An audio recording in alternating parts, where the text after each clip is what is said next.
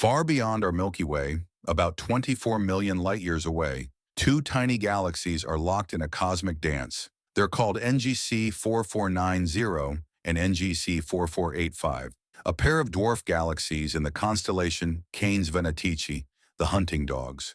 Webb has revealed something incredible, a bridge of gas and stars connecting them.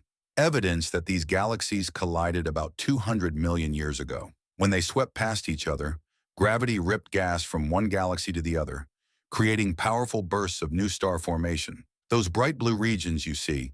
And just 30 million years ago, the galaxies ignited again, forming even more star clusters as their gases mixed together. Astronomers call this system ARP-269. It's the closest dwarf-dwarf interaction ever observed, with both a gas bridge and individual stars resolved. Because dwarf galaxies are similar to the first galaxies in the universe, watching these two interact helps us understand how galaxies grew billions of years ago. Two tiny galaxies locked in a graceful cosmic waltz.